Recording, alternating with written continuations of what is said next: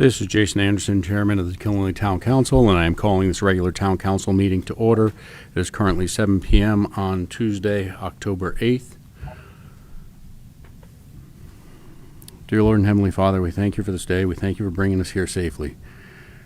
We ask you to keep your hand over all those who are suffering through all these storms that are coming through. Be with them, be with their families. And we ask you for your guidance and your wisdom for us to conduct this meeting and conduct our town business this evening. In Jesus' name we pray. Amen. I pledge allegiance to the flag of the United States of America and to the republic for which it stands, one nation, under God, indivisible, with liberty and justice for all.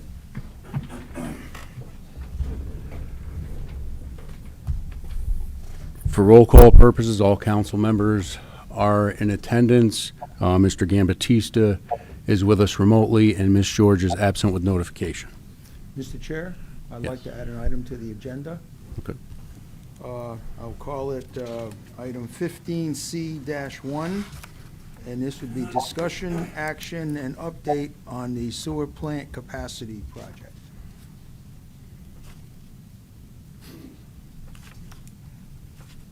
I'll second.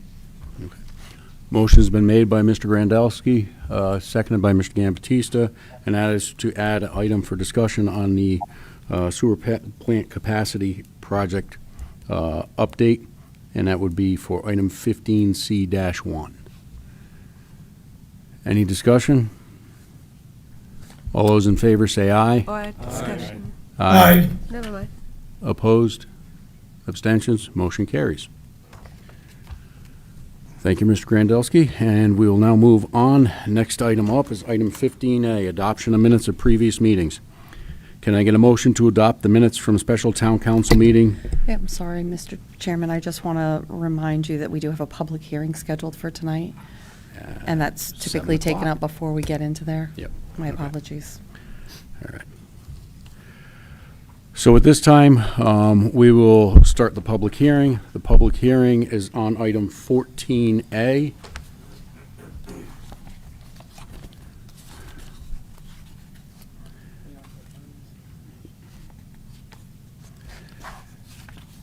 And 14A is consideration and action on a resolution to authorize the town manager to expend up to $1,600,000 of the American Rescue Act funding for the Westfield Avenue renovation project. Ms. Colorio, can you go over this, please? The anticipated remaining funds for what we have for American Rescue Plan Act funding is estimated to be just under $1.6 million. The funding is required to be allocated and encumbered or in process of being spent by December 31st of 2024, required to be fully spent by December 31st of 2026. The council has, since we received notice of the ARPA funds, expressed a desire to utilize some of those funds to offset the overall cost of the Westfield renovation project. So this does not increase funding to that project. All this does is reduce the amount of money that's eventually going to need to be borrowed by the town for that project. So the project still remains as it was originally adopted. Thank you. At this time, if anyone would like to speak to this item, please step up to the podium and state your name and address.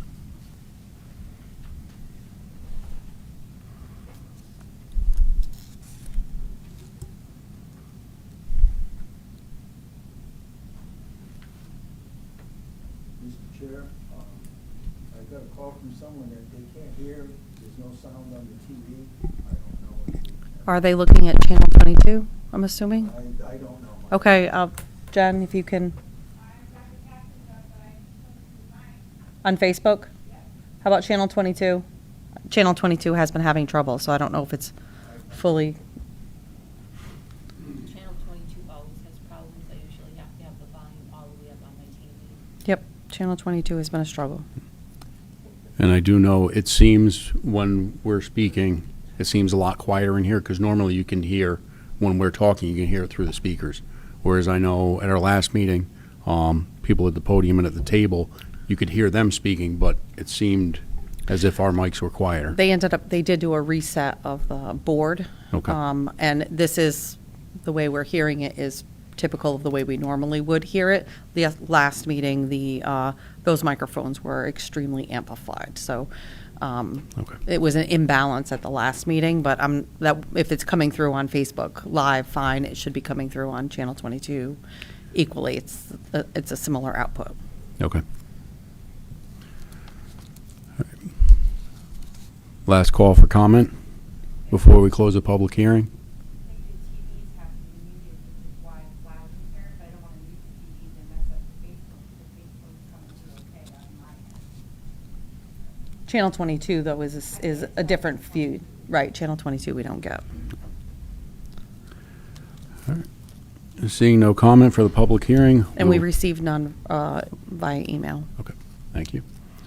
And we will close the public hearing. It is currently 7:07 PM. So we'll move on in the agenda. Next item on the agenda is 5A and B, adoption of minutes of previous meetings. Can I get a motion to adopt the minutes from special town council meeting September 3rd, 2024, and regular town council meeting minutes September 10th, 2024?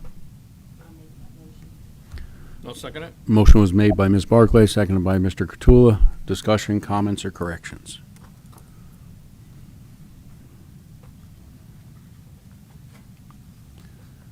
Seeing none, all those in favor say aye. Aye. Aye. Opposed? Abstentions? Motion's carry. We'll now move on. Next item up is item 6A, proclamation recognizing October 2024 as Down Syndrome Awareness Month. Whereas Down syndrome is the most common chromosomal disorder which produces an array of challenges, health and growth concerns, including delayed language and development skills. Down syndrome occurs when a baby receives a full or partial extra copy of chromosome 21. And whereas approximately 1 in every 700 babies are born with Down syndrome, representing an estimated 6,000 births per year in the United States, there are over 400,000 individuals living with Down syndrome in the United States. Life expectancy has increased dramatically in recent decades, ranging from age 25 in 1983 to reaching the age of 60 as of today. And whereas possessing a wide range of abilities, individuals with Down syndrome attend school, work, participate in decisions that affect them, have meaningful relationships, vote and contribute to society and their communities in many wonderful ways. And whereas individuals with Down syndrome should have equal opportunity to achieve the universally desired goals of self-fulfillment, pride in their achievements, inclusion in their community, and reaching their fullest potential. And whereas quality educational programs, a stimulating home environment, good health care, and positive support for family, friends, and the community enable people with Down syndrome to lead fulfilling and productive lives. And now therefore be it proclaimed by the Killenly Town Council that the month of October 2024 hereby be recognized as Down Syndrome Awareness Month, and be it further proclaimed the Killenly Town Council supports and encourages meaningful participation of people with Down syndrome in all aspects in society during Down Syndrome Awareness Month and throughout the year. Killenly Town Council, Jason Anderson, Chairman, dated at Killenly, Connecticut, this 8th day of October 2024. Ms. Wakefield. What are you doing? Okay. All right. The next item up is item 6B, proclamation recognizing October 2024 as Breast Cancer Awareness Month. Whereas breast cancer is the second most diagnosed form of cancer for women in the United States and is expected to be detected in 1 out of 8 women in America every year. And whereas early detection is vital to ensure the most effective diagnosis and treatment possible and can save lives, and whereas it is vital to meet with your physician and discuss your individual risk, family history, and other common risk factors, preventative care, and regular screenings. And whereas researchers, scientists, numerous nonprofit organizations, and breast cancer survivors are dedicated to discovering the cure for breast cancer and providing education about breast cancer. Today, the 5-year survival rate is 90%. And whereas all breast cancer survivors should be recognized for their determination and courage, and acknowledge that these survivors give us hope for a better future for those affected by this disease. Now therefore be it proclaimed by the Killenly Town Council that the month of October 2024 hereby be recognized as Breast Cancer Awareness Month, and be it further proclaimed that all citizens learn the facts about breast cancer, along with practicing a healthy lifestyle and obtaining regular breast cancer screenings. Killenly Town Council, Jason Anderson, Chairman, dated at Killenly, Connecticut, this 8th day of October 2024. Next item up is item 6C, proclamation recognizing October 2024 as Bullying Prevention Month. Whereas bullying is physical, verbal, sexual, and emotional harm or intimidation intentionally directed at a person or a group of people. And whereas bullying occurs in schools, playgrounds, neighborhoods, and through technology, such as the internet and cell phones, often referred to as cyberbullying. And whereas according to national statistics, 1 out of every 5 students between the ages of 12 and 18 years old are bullied each year. 160,000 students per day skip school for fear of being bullied. 16% of high school students, grades 9 through 12, were electronically bullied in the last year, and 55.2% of LGBT students experience cyberbullying. And whereas targets of bullying are more likely to acquire physical, emotional, and learning problems, and students who are repeatedly bullied often fear such activities like riding the bus, going to school, and attending community events.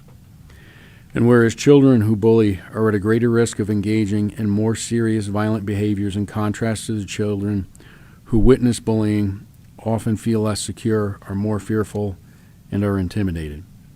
Whereas Bullying Prevention Month is a month-long observance to educate and raise awareness about bullying, creating a safe, supportive learning environment, talk about bullying at home, supporting your community, and by asking for help. Now therefore be it proclaimed by the Killenly Town Council that the month of October 2024 hereby be recognized as Bullying Prevention Month, which further commits to support the safety of our children and our community.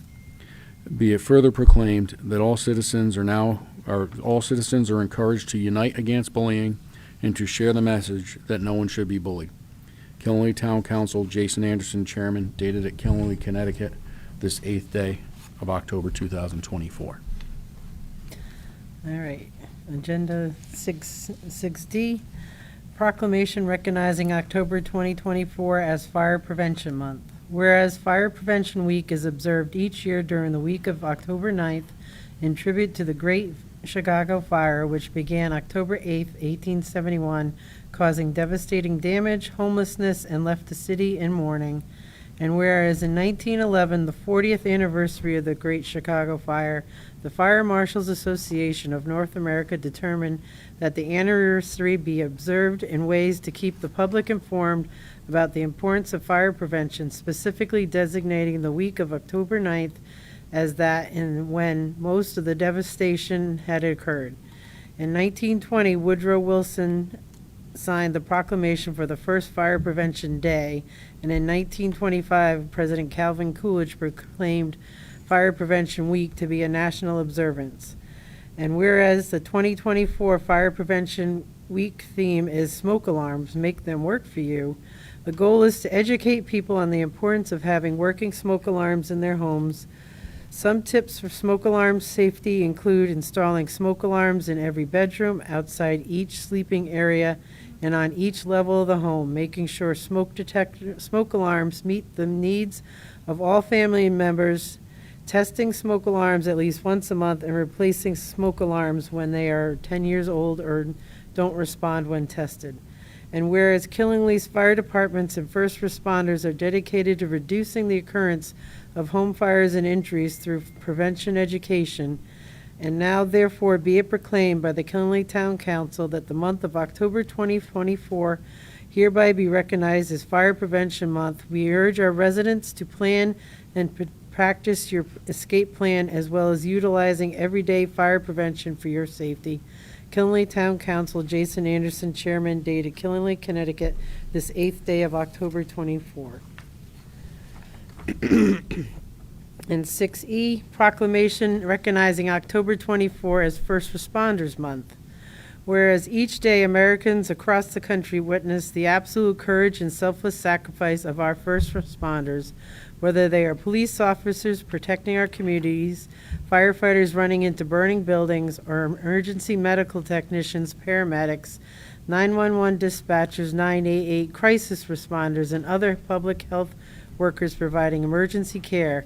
These are the heroes who show up to protect our communities and keep them safe. And whereas in 2017, Congress designated October 28th of each year to the National First Responders Day to honor the work of first responders who are often called upon to face dangerous situations and are always there for the public when needed, even though they rarely seek recognition. And whereas we remember the first responders who lost their lives running toward danger to protect others, and we honor the families of the first responders who continue to sacrifice so their loved ones can serve the rest of us and keep our communities safe. And whereas Killenly's first responders are dedicated to keeping our communities safe, and today and every day, we thank our first responders for their immeasurable service and recommit to giving them the tools they need to succeed in keeping our communities safe. Now therefore be it proclaimed by the Killenly Town Council that the month of October 24 hereby be recognized as First Responders Month. We urge our residents to honor our brave first responders and pay tribute to those who have lost their lives in the line of duty. Killenly Town Council, Jason Anderson, Chair, dated Killenly, Connecticut, this 8th day of October 24. Thank you, Ms. Wakefield. At this time, we'll move on the agenda. Next item up is item 7, unfinished business for town meeting action, and we have none, so we'll move on to item 8, citizen statements and petitions. At this time, if anyone would like to make any comments regarding anything, please step up to the podium and state your name and address. Ms. Gloria, did we have anything submitted for this portion? We did not receive any. Thank you.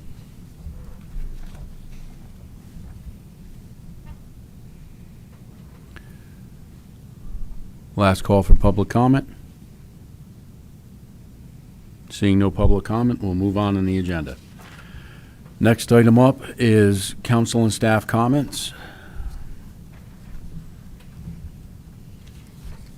Ms. Barclay. I have a comment in regards to our last town council meeting when it would discuss about the planned residential development and private high-capacity sewer and septic, and that it should never be in a rural zone, and it was what's the fear factor. Well, there's a development in Brooklyn that was supposed to be hooked up to the sewer. I am not sure how many units it is about 150. 182. And because of the moratorium, the builder from, I believe, Vermont or New Hampshire is going to have a high-capacity private septic system. So it is happening, and it's happening right next to us. Thank you. Question, and if that septic system fails, they automatically get put on the sewer? I believe from what I heard is that when there's a failure that the town is responsible, which would be Brooklyn, and it's supposed to be hooked up to the sewer. Do you know something about that, Ed, with the state statute? Because that came from you. That if there's a failure. State statute, I kind of threw it out at the planning and zoning meeting about when the attorney was there, and there was not much of a response that I said maybe we should be looking into the state statute with regard to that issue. So I read it, I don't understand it, but it seemed to me like that was the case. If you have a failure, Right. they tie into the system. But If I can, staff, you had brought that up to staff as well. And so staff did look at that statute as well as reach out to our legal team. Our legal team is doing further research on that, but the initial evaluation, while the statute references WPCA, it's not automatically the towns. It is still the operator of that system that is ultimately responsible for managing that system, whether they have to re-engineer it, create another system. It may mean connecting to the sewer, but it's not a requirement. So if there is no capacity on the sewer, they would have to come up with an alternative treatment facility for that location. That's the initial evaluation that we have right now. The language says WPCA, and in our world, we're used to automatically assuming that WPCA means the town's WPCA, but the reading in that statute, it's just that it has to be whatever controls that system.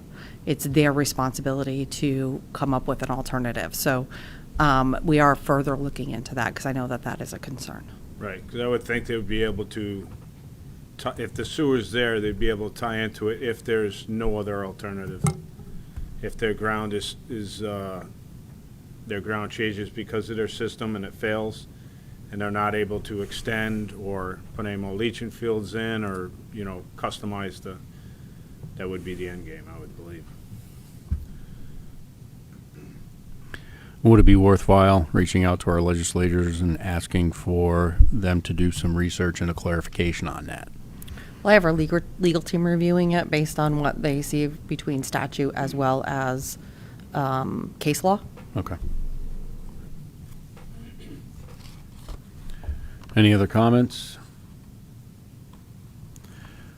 Seeing none, we'll move on. Next item up is item 10A, appointments to boards and commissions. Mary Ann Schramm is seeking reappointment to the Agriculture Commission. As a regular member, her term would run from November 1st, 2024 to October 31st, 2027. She was previously interviewed by the Town Council on February 6, 2024. She has attended 4 out of 4 meetings in 2024 since being appointed in February. The Agriculture Commission currently has 1 member vacancy and 3 alternate member vacancies. Can I get a motion to reappoint Ms. Schramm? I'll make that motion. Motion was made by Ms. Barclay, seconded by Mr. Whitehead. I will say, because she's been interviewed by the council during the past year, she wasn't required to come before us for an interview. Any comments? Discussion? All those in favor say aye. Aye. Aye. Aye. Opposed? Abstentions? Motion carries. We'll now move on in the agenda. Next item up is item 11, Board of Education Liaison.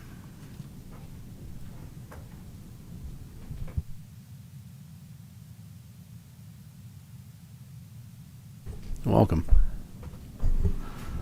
So, I tried to make some notes to give you a little brief synopsis of the last couple of meetings. So the first meeting of the year on September 11, we started out with recognition of visitors, which were the KPS Paraeducator of the Year, Michelle Pion, and the KPS Teacher of the Year, Marcia Farquhar. Next thing was discussing the progress at KMS renovation, and it's pretty much done. November 2nd, Saturday, is the grand opening ribbon cutting ceremony, so I think it's 10 to noon, but there'll be some things posted on the website for that. During the summertime, we redid the track at the high school, as well as resurfaced the tennis courts. They came out great. Starting out the year, the staffing is in much better position than we have been the last several years, pretty much fully staffed at this point. And then they did a transportation audit. So this was a grant through the state. So they did an audit on our busing transportation system. They found it to be very efficient.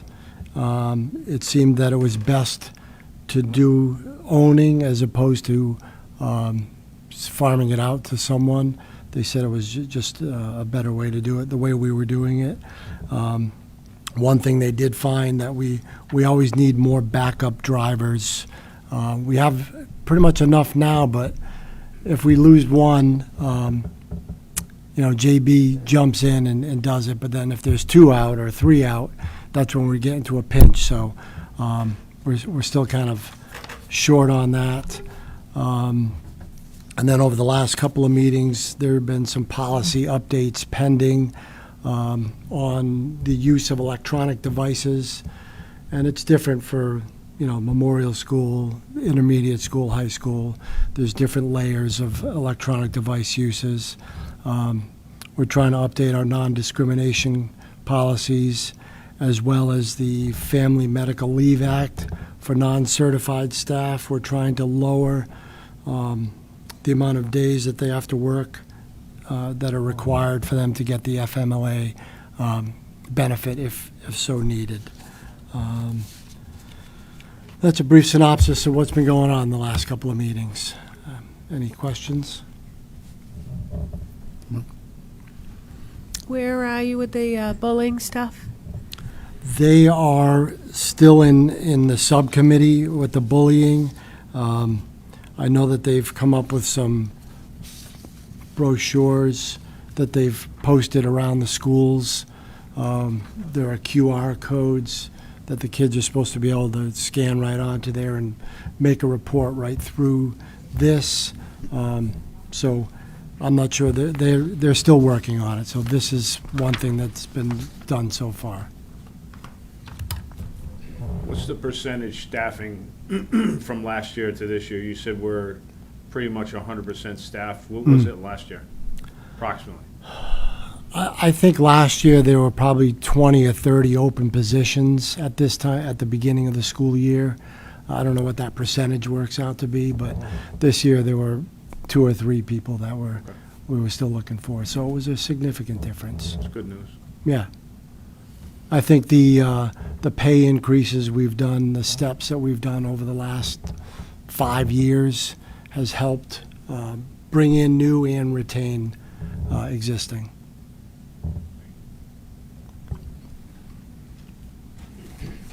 Any other comments? How do you like meeting over at the central office now instead of coming to the hearing? Well, it's kind of it's different. We're still having to work out some bugs with the system as far as video and sound and things like that. But it'll take getting used to. We were pretty comfortable over here, and but it'll be nice. It'll be nice once all the bugs get worked out, for sure. Thanks. Seeing nothing further, thank you for coming. All right.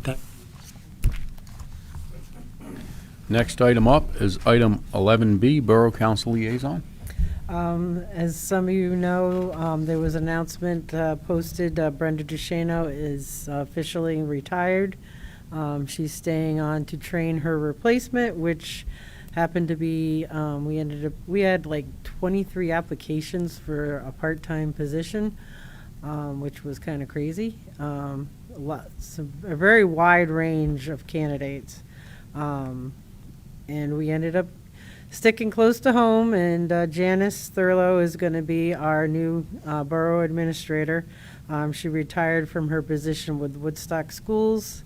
I asked when she showed up at last month's meeting, I said, so you were basically there, Christine? She goes, yes, I was there, Christine. So she'll be more than capable of managing the budgetary needs that the administrator, because that's a lot of what the administrator does do is the financial reports and salaries and stuff like that. So plus she knows the system. I know one of the things that came up is for early voting. Borough elections are not in November when everybody else's are. Ours are actually in May. And Janice was, because of her familiarity as being the Democratic registrar, she talked about if we actually moved them or tried to move them to in November, it would become really hairy. Trying to decide, which ballot and who gets which ballot, and so as much as we like to maybe move it to when maybe everybody else votes, But that's another piece that the Borough Council is going to be working on in the upcoming year is charter revisions and charter review. So, but everything else is going along. Our ARPA funding, we pretty much have expended whatever we had. Where the fire truck that most of it went to is on track to be delivered, so. They upgraded the HVAC and they also got a grant for, to wash and dry the fire equipment to decontaminate fire equipment after calls, so it's part of the state's anti-cancer stuff, so they were able to get a grant for that, so, but moving along. All right, thank you very much. We'll move on in the agenda. Next item up is item 12A, discussion and acceptance of monthly budget reports. Can I get a motion to accept the summary report on general fund appropriations for town government? Motion. I'll second it. Motion was made by Ms. Barclay, seconded by Mr. Cottula. Discussion or comments?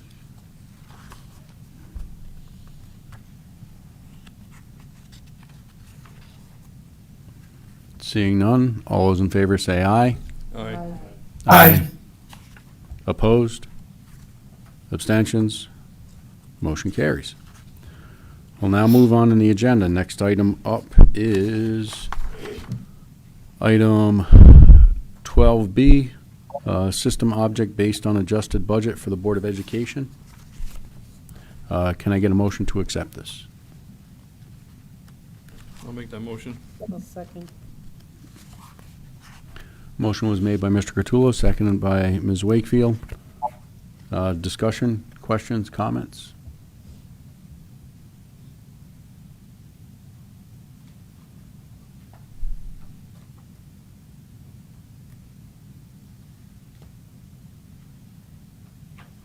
Seeing none, all those in favor say aye. Aye. Aye. Aye. Opposed? Abstentions? Motion carries. Next item up on the agenda is item 13A, Town Manager's Report. Good evening. The first item I have on the report is we are looking at getting a rescheduled Puro 101 workshop. So the utility regulatory, Connecticut's utility regulatory agency, Chairman Marissa Gillett does a workshop 101. Unfortunately, the last time they were here in Killingly, we really didn't have any notice of it, and there wasn't anybody really that attended. I think there was only one person that attended. So we've been actively, reaching out to that agency over the last 2 years to see about getting that to take place again. So they've given us December 4th or December 5th as an option. So if the council has any preference over which one of those days, I'd like to get that date locked in. It's either Wednesday, December 4th or Thursday, December 5th. And so that way we can start getting that published. We are looking at holding at the KHS auditorium. We've already confirmed that both those dates are available at the auditorium, so we would have a large enough venue for that. And so we are working on trying to and we would do it in the evening. So we would try and start in the evening. We would have to, determine the start time may be partially driven by Pura and their available start. So it may need to start at 6 o'clock as opposed to 7 o'clock, but that's the time frame of which we're shooting for. So if anybody has any real strong preferences between the 4th or the 5th, please let me know in the next couple of days and we will get that locked up. You would prefer the 5th? Okay. So, Yes. I'd also request the 5th. okay. I have traveled the next couple months for work, and I'm coming back on the 5th, and I believe I'm back in town in time to make that, but I won't be back here on the 3rd or the 4th. Okay. So if everybody's good with that, I'll shoot for the 5th. Okay. Thank you. And we'll try and get that date and time locked up. Ashley will then produce a flyer, and we will get that published on all of our social medias, website. We'll get it up on the library board and shared as much as you possibly can. And you will have flyers in your boxes. WPCA Capital, I know that Dave Cab provided at the last WPCA meeting the capital that we've been working on. I did condense that large-scale form that probably Michelle and Ed saw into, I think, a more reasonable, at least understandable. So the first column on that, on the first section of that first document is what the cost was estimated in 2013, and then we've escalated those components that were removed from the original project. We escalated that to 2025, assuming a 3% escalation, 5% escalation annually. As we know, some of that may be significantly different now, going from 2013 to 2025, but this was to give you a sense of all of the items that were removed from the original facility update plan that was originally looked at. And then also to give you a listing of what capital projects have been completed by the facility, by the outside of the facility update, what has been completed by the WPCA from 2020 to 2024. And I also did include, because it is a very substantial update, was the Rogers Pump Station rehabilitation. While that got done in 2016, that was all part, that was originally part of the initial funding that we got with regards to the facility upgrade, which was, again, replacing original pumps and controls from the original station. It didn't impact capacity availability. And then next was the list of the future capital plans.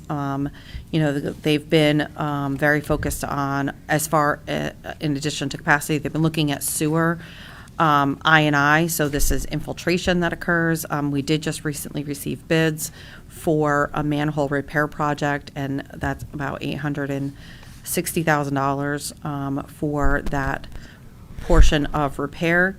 Facility improvement obviously is on their ongoing capital improvement, as well as performing all of the remaining upgrades that were not performed during the facility upgrades. So there's a lot of roof work, window work, masonry work to the existing buildings that were all removed from that project, the demolition of the old former borough treatment plant, the removal of that, as well as other components within the facility.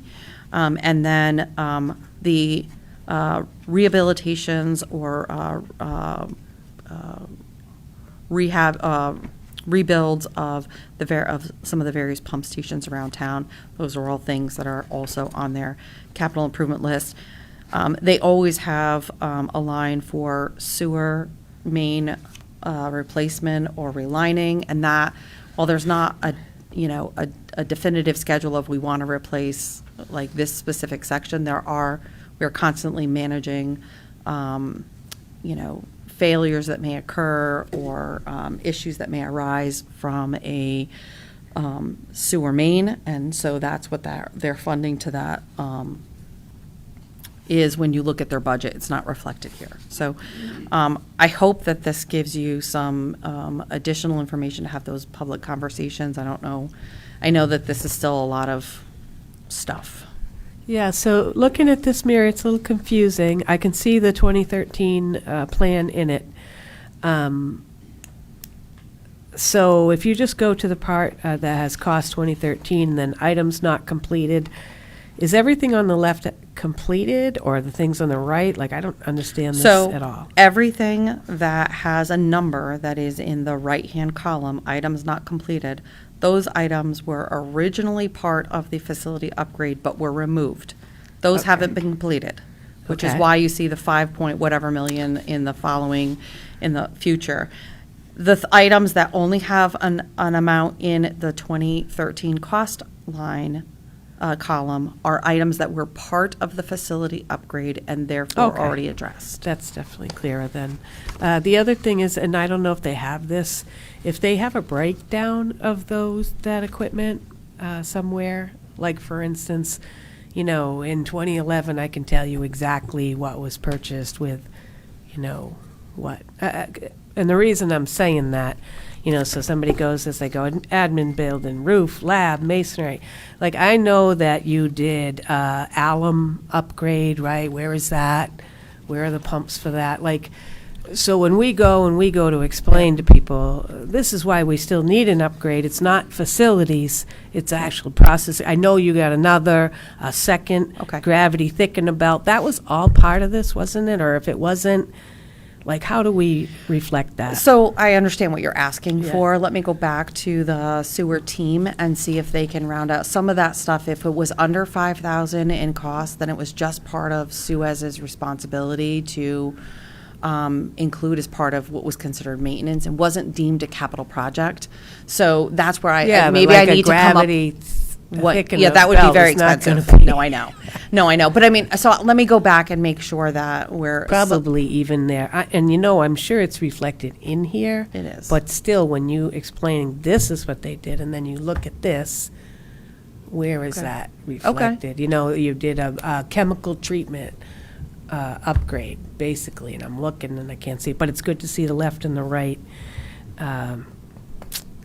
Yeah, that really was my Okay. my I'll question, 'cause definitely go that's back and clear. maybe we can reach out and maybe it means, maybe we have a conversation in between so we can make sure we're addressing all of that for you. Yeah, even if it's not with the money, if you have the year or something, like Absolutely. maybe I'll come and look at the print or whatever, but then it's gonna be easier to say. Okay. So 2013, for instance, did everything in that So- column get completed in 2013? No, so that was Right. part of See the what I'm facility upgrade, saying? which got done in 2019. So you see, if you have blum, blum, blum So in you- this year, blum, blum, blum in this So you year, wanna bump you can from- see how much you've actually done. Yeah, no, and Yeah. I completely understand and agree. That's how we keep it on the town side, on the WPCA side with the transition from Suez and with the facility upgrade. Everything got just, here's the facility upgrade, which all got done in 2019 and 2020 as its own major capital project. And there's so many components to that. So maybe I changed some of that information at the top too to just maybe help Yes. clarify that some Yep, more. and especially if you read the 2013, you read all the recommendations, and then you read this, it's hard to tell what got implemented and what still hasn't. I understand. Yeah. Okay, I will work on that. One thing that may help as well, if we had another column that reflected the actual costs of what was done. That way, if someone's asking this question, oh, well, all right, well, that was the cost in 2013, how much did it cost for the items that were actually done? I think the bottom line, the 22 million, is pretty close to what the facility upgrade was, because then the Rogers Pump Station was on top of that. So it may be just a little bit more than that with design costs. So I can get those final components for what the total facility upgrade was. But we're pretty close at the 22.7. Thank you. Mr. Okay. Grandelsky? So we're looking at about 5.5 million for projects that weren't done in the Correct. And then we got all the pump stations. Yep. And it's hard when I'm out, and then now we're looking at who knows what for capacity.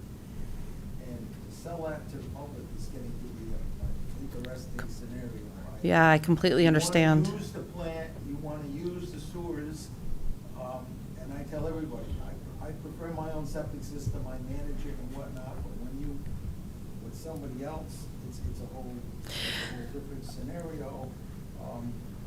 So we, When we got to the upgrade, the Rogers Pump Station was, that was such a tense scenario that it could die at any time.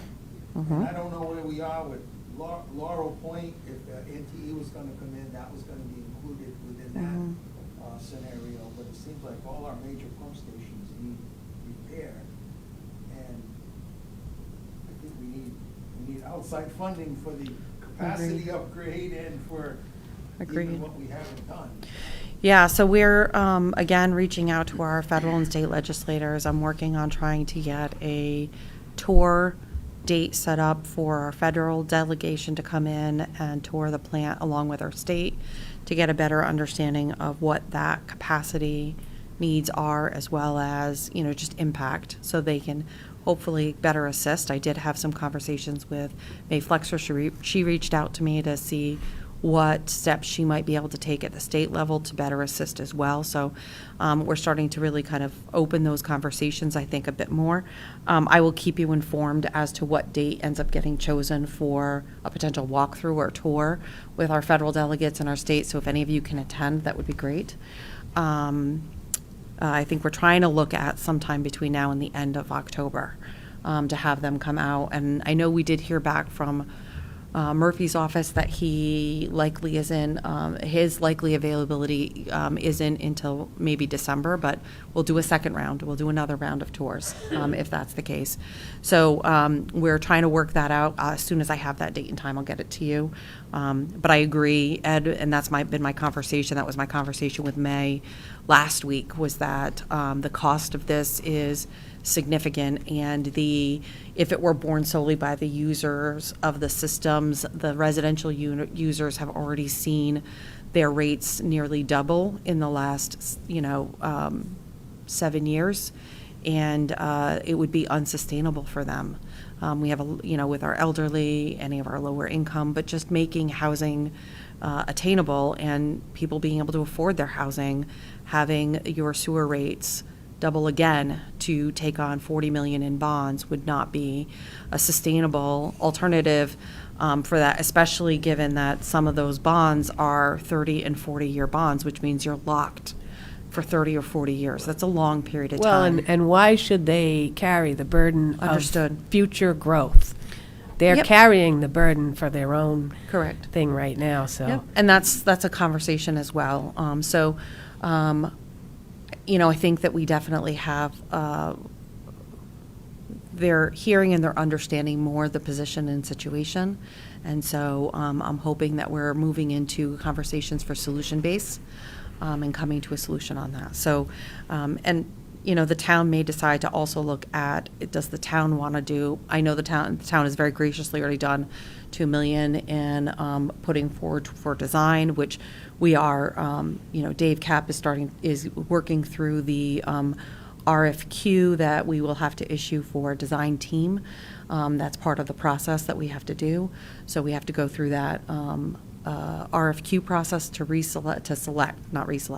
select a design firm, may or may not be the one that we've been working with previously, and then we can begin that design phase process. We also have to re-engage Connecticut Deep and see what their potential criteria may be for that design phase as well. So we're having those communications with them. But the town, as we go through this, may make, in the past, in the past, the town has assisted, like with the biofilter.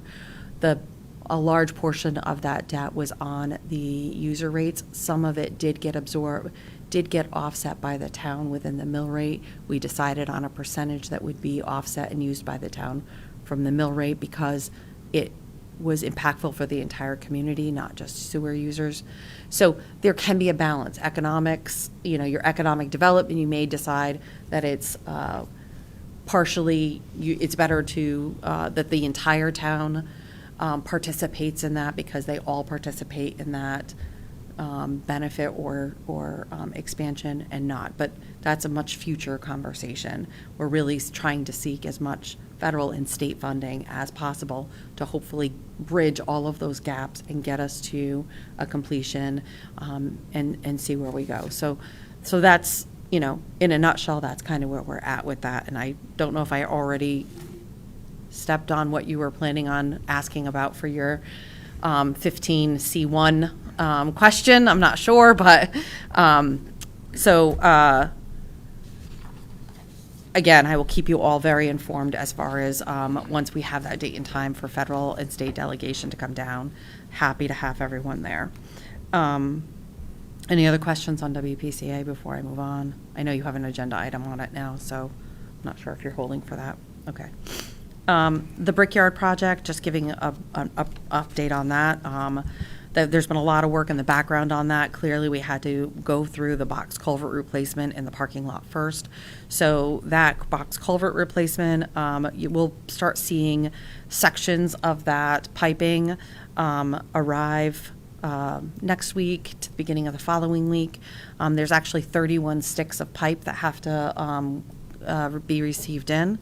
Highway will begin the replacement project probably towards the end of this month, and they will begin at the Furnace Street connection point, and they will just chug away. So we shouldn't have any issue with getting it, completely done, and paving to be initial pavement or initial binder at least in before plants close at the end of November. That's definitely a key deadline that we're looking at all the time. Although you can still get hot mix later on, it does get a little bit more challenging for what we're looking for. So that is definitely something that we're keeping an eye on. The former foundry building, so that was that little brick building that was just off of the parking lot over there. That has been demolished. It structurally was not able to be saved. We really had wanted to, but it really was in really rough shape, and it would have cost significantly more to try and maintain it than to just remove it. It also had impacts of 2 underground oil tanks that were right next to it and adjacent to it, so those have also been removed. Everything has been cleared. There was a minor amount of soil underneath one of them that had to be removed during the remediation, but was part of the initial bidding, so we didn't have to incur any additional on that, and that's been finalized. And then as far as one of the other components that we've started working through is the wireless system. So part of that project is to incorporate public Wi-Fi into that space area for ongoing utilization for activities and events and things like that. So Novus is developing the specifications for the wireless system. They are our IT network manager. And so we are trying to be sure that we are keeping the town's network secure and safe, while still being able to provide the public Wi-Fi in a cost-efficient manner, because that would be an ongoing cost potentially. And so we're trying to, manage that appropriately. And so they were out this past week checking for power availability at each of the light poles. We're trying to stay away from having to attach equipment to buildings that we don't own. So we're looking at the light poles as potential signal opportunities to install that. We have to get through some additional design and phasing on that, and we'll be probably looking to install that spring, summertime of next year. And then the other bulk components of that, which is, the art park area that was over by where the foundry was, and the, any pavement marking, the section over behind the Elks, that area, all of those additional infrastructure updates will be taking place next construction cycle. How about parking, so how much of the parking lot is gonna be closed off? For the culvert, Yeah, so the Furnace Street lot itself. So right next to the new Imperial Room and behind NK Market, a good That's what I was portion. getting at, the Yeah, new a good Imperial portion of Room. that. So Yeah. we've had communications with the businesses Okay. on solutions. Jill has spent a fair amount of time strategizing around that to make sure that none of them are displaced. So we have plans for those businesses. Also, there is some apartments over by there in which the residents do utilize that parking lot, and so we've had conversations with them. They're well aware of the construction activity that needs to take place and where they can and won't have access to and for durations of time. So we've had a lot of communications around that. Library boiler, so we just completed receiving the bids for the replacement of the library boiler. New England Service Controls was the lowest responsive bid and just under $100,000. That equipment is ordered. We're expecting the lead time out as about 6 to 8 weeks. Once we receive the equipment, it's going to take about a week to install. We're going to try and minimize any potential impacts to the library. Clearly, when we do cutovers of the system, we may have some down periods of time. So hopefully weather will help us and keep us in a good frame where we're not really going to have to impact hours of operation, but we're working with the contractor on that. And so we'll keep everyone well informed of any potential impact, but that is, clearly one of our areas of high focus is whether or not there's going to be any impact to operations during that replacement. I listed the various meetings that I've attended, and as you all are aware, I was out for a week on vacation with my family. I know last month I had asked about if you had the numbers for or what it cost for the horses at the horse farm. Oh, I forgot about that. I'm sorry. It's right over there, Channel 22, doesn't have audio now. Thank you. Thank you. Horses. I'm sorry, I completely forgot about that. Mary, I'm looking at this again, and if the left-hand column is everything we did, I'll just take a peek through the 2013, and then I don't really need the breakdown because I can see it.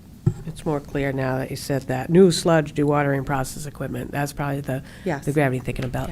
Yeah. So what I would like, I don't need the breakdown, I'll look through myself, is if you could just tell me if any of the recommendations were not followed. Okay, Thank you. okay. Mr. Grondelski? One other thing, in the, you had a DOT update regarding political signs, and I understand, okay, we gotta keep them out of right-of-ways, but there's been signs that people are placing, an out-of-state company has got junk. They're out of Massachusetts. They've got signs everywhere. They've been there started going up in May. Is this state roads or town roads as well? I know I've seen them on state roads, so Both. both. I Okay. mean, I don't know what I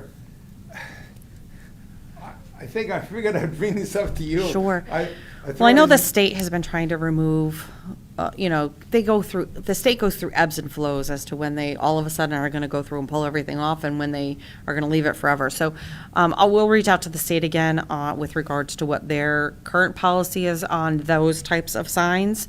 And then I'll revisit what our type of signs are, what our regulation is on those lawn sign that people have in front of their properties. To see if there's, a time limit, or maybe that's something that ordinance subcommittee wants to review. Because the political stuff, usually it's the next day after the election, I'm all picking up signs, There are some that stay out for a while. But these other ones, they're up for so long, and I mean, if it's local, I'm not gonna go crazy, but when it's out of state, and they're everywhere. And then there's mattress sales from, I don't know where we go with all of that. Yeah. It's, Yeah, I understand. I'll see if I can dig into that.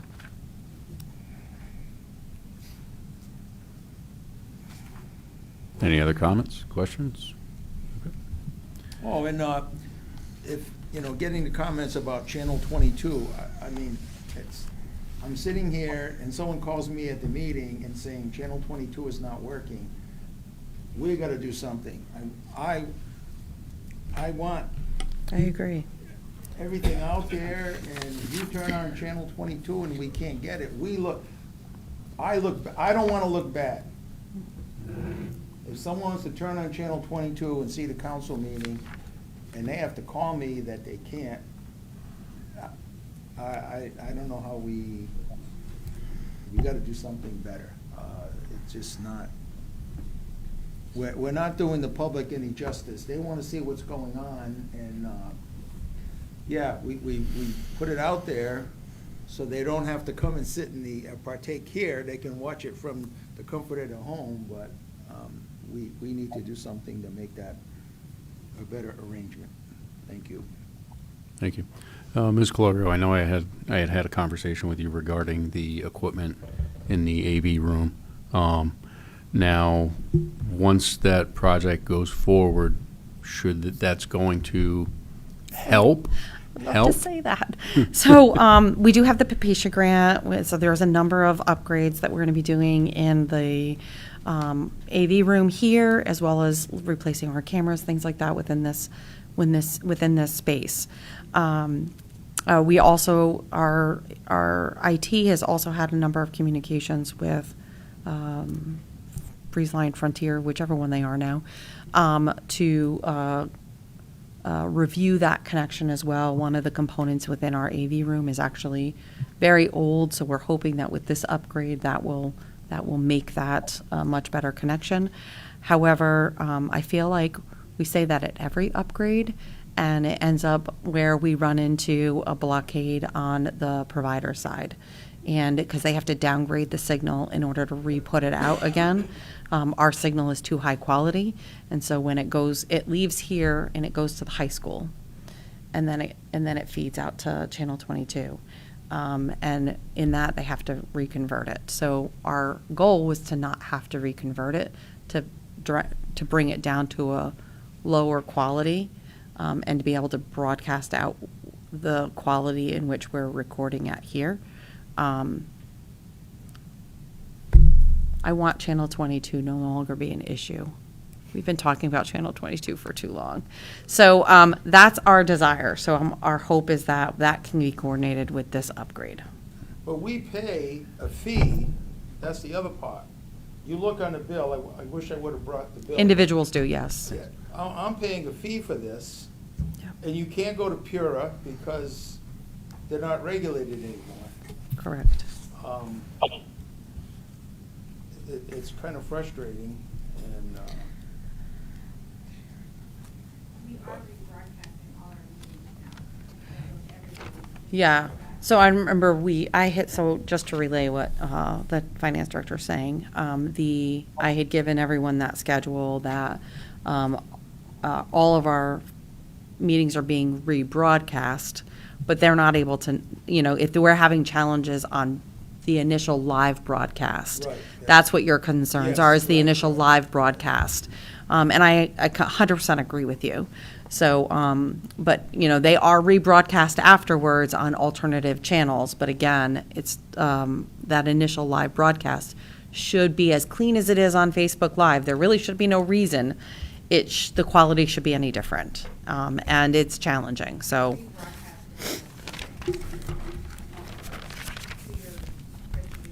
yeah, on the rebroadcast, it comes out good, because I watched a few things on the rebroadcast. Correct. And I said, wait a minute, this is, or I get a call from my wife saying, we can't see what's going on. I'm here, so I don't see what's going on in Channel 22. Correct. I agree. Or someone calls me, and that's the only reason. But when I saw the rebroadcast on Channel 24 or whatever, it was very clear. But the original, I don't mind getting scrutinized tomorrow about the meeting tonight. I'd rather hear it immediately than wait a week or so on the rebroadcast.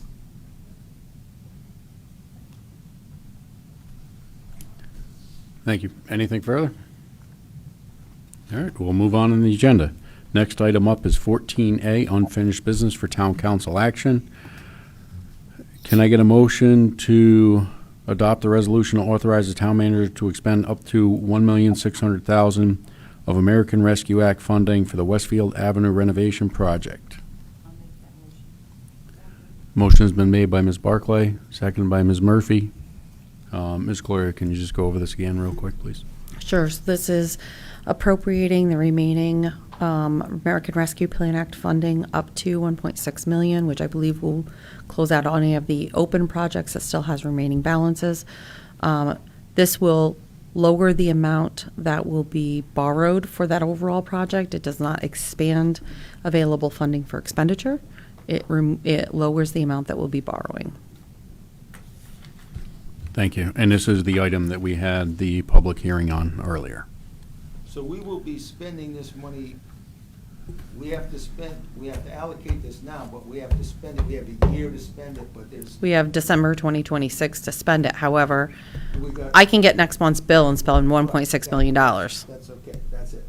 So we can meet all the requirements very soon.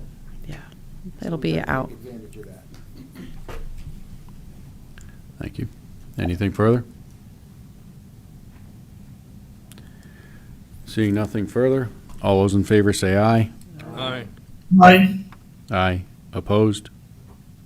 Abstentions? Motion carries. Next item up on the agenda is 14B, unfinished business for town council action, council discussion and guidance on the establishment of a vision committee. I will start with, I do have all my notes at home, unfortunately, due to what's gone on in the past 24 hours. I did not have time to make it back home and grab those. I was happy with the turnout. I know one thing I brought up is we need to work to keep people who are interested engaged while we go through the process of creating the ordinance to create this commission. And the gist of what I got coming out of that was our next step is setting the goals and the expectations for the commission. That way, people who are applying know what they're applying for and not just a title.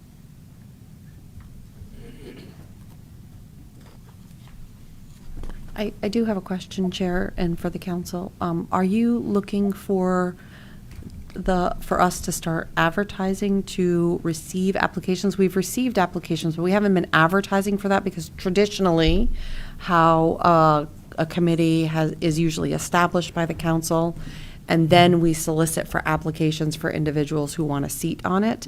I'm not sure, if we don't always have to hold to that. But we have not actively advertised for people to put in an application for this because, people may ask us, like, how many people are going to be on this? I don't know, Yeah.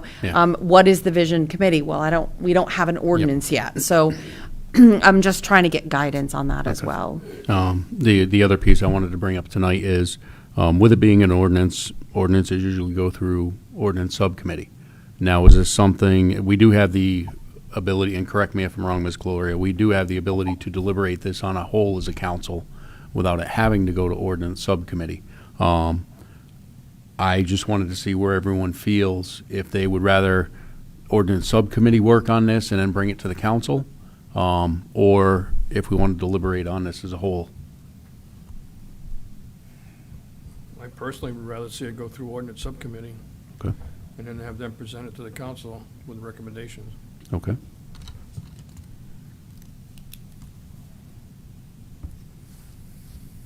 I agree with Mr. Catula. Okay. I'll go along with that. Okay. I agree. Okay. All right. I will get a ordinance subcommittee meeting set up for this, and get this going further. Who's on the subcommittee? Is that something that you make up, or you? The subcommittee is already We already have established. the ordinance Established? subcommittee. It's already Okay. established. I believe the membership is ordinance subcommittee, myself, is it Ula and Michelle on ordinance? I believe it's, yeah, I think Is it's it? Patty, Kevin, and Michelle. On I'll ordinance. reach out to the Okay, ordinance all right. subcommittee, and I will find out what your availability is for dates. Okay. That And might have then- been last time, though. I don't know who's on it now. No, I think you're right. Yeah. I think it is Patty, Kevin, and Michelle that's on ordinance sub. Okay. So we'll reach out Okay. and coordinate a date and time and get working on that. Okay. All right. So where are you? No, never mind. All right. So, any further discussion on this item? All right, so we'll move on to the agenda. Next item up is 15A, new business. Consideration and action on a resolution approving the. I have discussion on this. Sorry. Can I not move forward yet? On which one? Item 14? The one we were just on, yeah. 14B, Yeah, division? Oh, I'm always a little behind. that's all right. So at the meeting, we had talked about no staff, and I see all these red lines here. Ex officio town manager, we had talked about no staff, no town manager, no counselors, except as an advisory role. So ex officio, does that mean you don't vote? So, yes, ex officio means that I just sit with it as a staff liaison, essentially, and I have no voting abilities. But again, this is only a draft. This was just an example, so. No, but it was a big thing. Yeah, so None I of mean, us. the ordinance subcommittee can completely change all of that. So, again, just a sample that's there before you. Anything further? All right. We'll move on again, to item 15A, consideration and action on a resolution authorizing, resolution approving the transfer of fiscal year 2023 to 2024 unexpended funds from the Killenly Conservation Commission and Killenly Agriculture Commission appropriations to the Open Space Land Acquisition Fund. Can I get a motion to adopt this? I'll make that motion. Motion was made by Mr. Grandelski, seconded by Ms. Barclay. Ms. Cleary, can you go over this, please? So annually, at the end of the year, the town council we have a ordinance that allows the council to transfer any unexpended funds from 3 of our commissions to the Open Space Land Acquisition Fund. This year, Inland Wetlands actually overspent, so it's the net of the 3 that we're proposing to transfer to Open Space, which is $1,795. The Fiscal Subcommittee did review this at their September 19th meeting and did unanimously recommend this to the Town Council for approval. The current, once this, if this were to transfer over, then the balance of Open Space Land Acquisition Fund would be just under $246,000. And if you do not select to do this transfer, then the unspent funds drops to general fund balance. Thank you. Any discussion? Questions, comments? Did you make a motion on it yet to do that? I have a Yes, motion I by had a motion Ed. by Mr. Grandelski, seconded by Ms. Barclay. Very good. Any further discussion? All those in favor say aye. Aye. Aye. Aye. Aye. Opposed? Abstentions? Motion carries.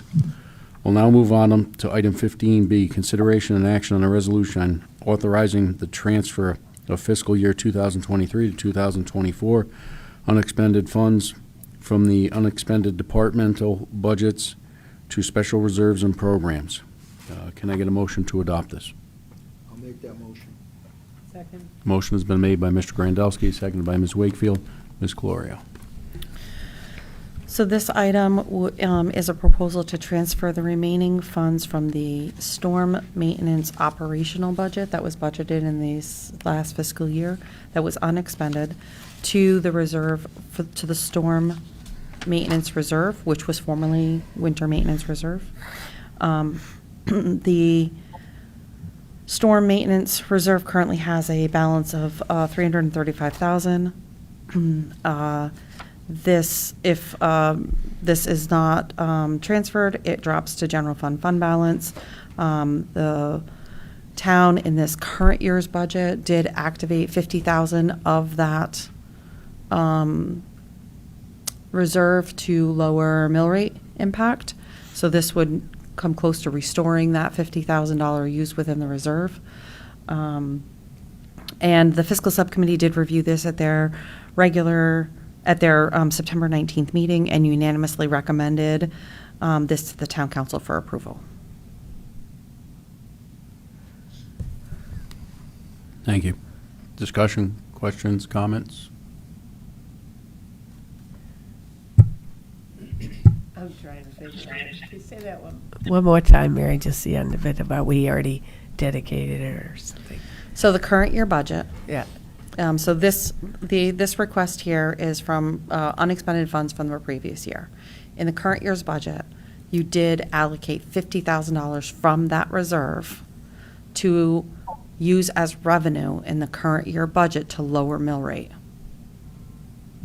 So this $47,000 would come close to replenishing that $50,000 that was reused in the current year, leaving the reserve at nearly the same balance it was. Okay, it's just your reserve fund. It's the reserve fund, yes. Okay. I have questions too on this is the closeout numbers here. Correct. Right? But I can wait. I don't know if it's appropriate. The time. closeout one is the next one, the long Yeah, transfer, yeah. that's the next one. Okay. I do have a question. So this actually should read, instead of special reserve and programs, it should say to replenish the storm maintenance reserve, right? So it's- Because this is awful vague to, it So could be it's- dispersed anywhere. Well, no, actually, it goes to the department within the operating budget of special reserves and programs. That's a special department within the operating budget that identifies the winter maintenance reserve. And so that's where this actually goes to. And in your resolution, it actually specifically states the reserve that it has to go to.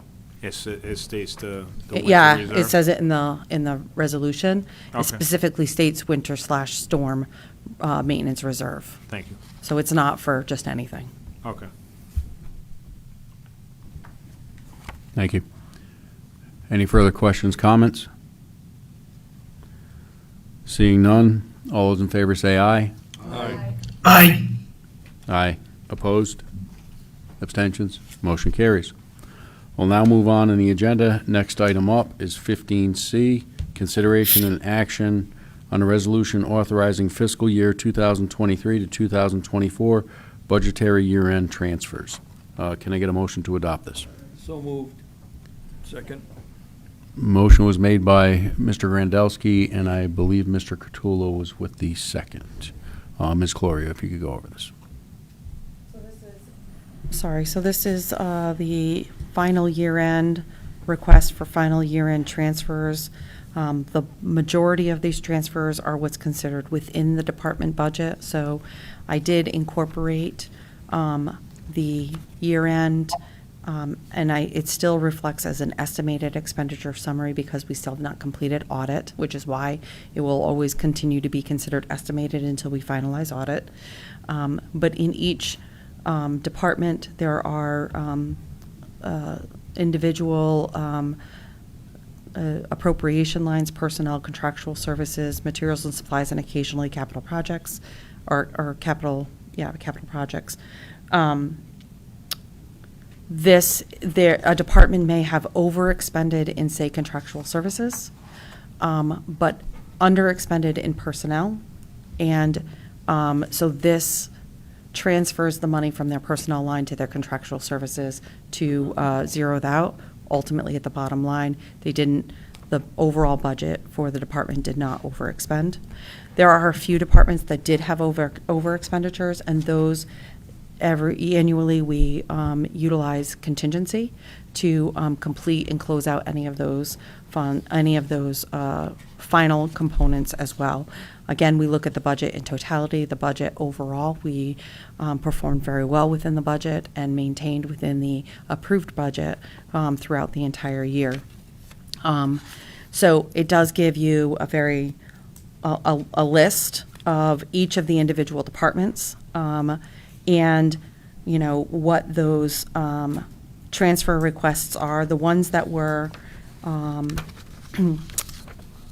in total over budget, commissions that we ended up having to request from contingency, town commissions and service agencies was over budget, largely driven by the additional amount that we have to pay for the housing authority. That's their sewer costs, and so as that changes with the sewer cost for the year, we may have an increase in that from what we've overall budgeted. ZBA also had more activity, which means they also had more advertising than they have in the past. Information technology was over by $2,237, and that was largely driven by the additional costs around Microsoft Office licenses. That cost factor increased pretty substantially this year over what we had budgeted. Town hall building materials and supplies was overexpended by $4,318, and that really was related to a number of repairs within this building. We've had some water infiltration that they had to take care of, as well as some flooring repairs that had to be done. And then recreation. So recreation, the expenditure side has an over expenditure of 1,240. This is largely due, in their contractual services, largely due to their licensing and copyright fees for the additional theater performances that they did. But when you look at the revenue side, they actually generated more than $1,200 in revenue. But because the expenditure side shows that over expenditure, we have to transfer it from contingency. So we actually gained more revenue by that expenditure. Parks and Recreation, $2,754. This is largely due, this is really our second year of full utilization of the concession stand by Ra-Ra's. That lease, where really, it was really hard to estimate what their water consumption was going to be for their operation, as well as what their overall electrical use. That concession stand had been vacant for a number of years, so trying to get that estimated out. We did correct that in the upcoming year budget. We did recognize some of that additional cost in the upcoming year, in the current year budget, I should say, as well as the offsetting revenue from that lease. So that's being addressed. Library personnel, just about 7,000 in personnel services, and this is really due to staffing, the minimum wage rates adjustments that had to occur with regards to their part-time staffing. Library materials was over by just a bit, $51, and that is just related to cleaning supplies. Town hall, other town hall, was over by $338, and that was due to utility costs, electrical costs. Our electrical costs increased more than we had budgeted for. The last one is human services. That one was our largest overage of just under $27,000, and that is related to the paramedic intercept service. That is based on, we are billed based on calls, actual calls, and so the call volume exceeded our estimates, but also the price adjustment changed twice during our year because of the regional paramedic intercept program and their negotiations with KB Ambulance. And so there were some midterm price adjustments that also impacted that. So that's the, so in total, we have transfers from coming from contingency of just under $47,000, and the contingency balance has an available balance of $109,000. Total transfers overall, including all those interdepartments, the interdepartment transfers, the ones within their own department, the total amount of the transfer request is just under $149,000. Question on the registration election, the $22.99 for voting machine repairs. Given that everybody's looking at voting machines and the scrutiny with all of that, how old are we ready to buy new voting machines, or where is? Yeah, that's a great question. So our voting machines are actually in good shape. There was some additional programming that needed to take place. And they did have one of their, they had some battery issues with one of them that they discovered long before, they do regular testing on them. And it was determined during one of those regular testings that there was an issue with it. So they had to do some replacement of that. They're very expensive, and it wasn't something that was initially budgeted for. So that's really what that boiled down to. We do keep a very close eye on that. I actually just met with our registrars earlier today to discuss equipment and potential needs for the upcoming election. But our election equipment is in good shape. Now, how about early voting? Does that put additional strain on this? Because normally when we used to have a voting day, and now. It puts a heavy strain on personnel because it's 14 days. So they have to bring in a lot of additional polling staff in order to cover all of those hours. If anybody's listening, those hours are on our website.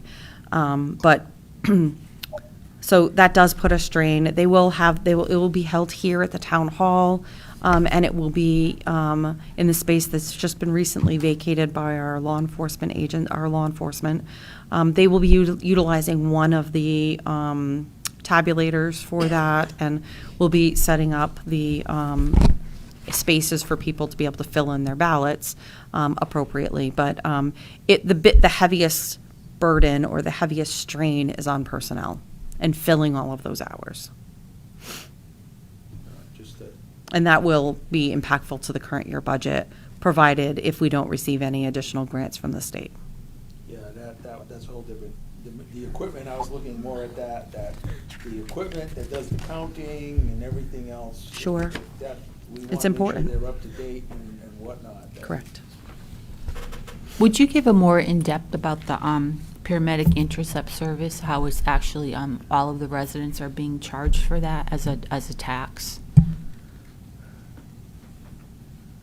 You had said at the meeting that the town is charged $150 every time the paramedics are called out, so, So when the paramedic intercept is called out, we are part of a regional paramedic intercept program, and so we do have a fee associated with the paramedic intercept, which is about $150 per time, per call that they're sent out.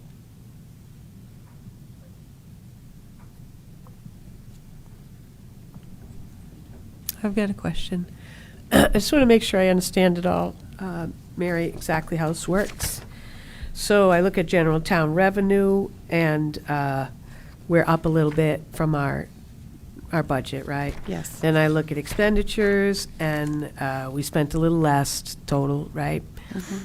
So you're saying because you can't just put that back in because it's from different departments, so we had to pay the things that we were a little over with from contingency, but then this extra money goes back, what, to general fund? General fund. Okay. So It's you kind of a can't- wash in some ways. Yeah, you can't net the revenue to the expenditure, which is why I that remember additional that, yeah. expense. Yeah, so the revenue, the additional revenue that was received will go to the general fund. Okay. Sure. Great question.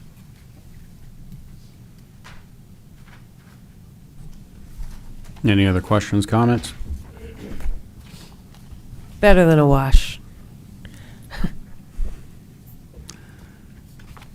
Seeing none, all those in favor say aye. Aye. Aye. Aye. Opposed? Abstentions?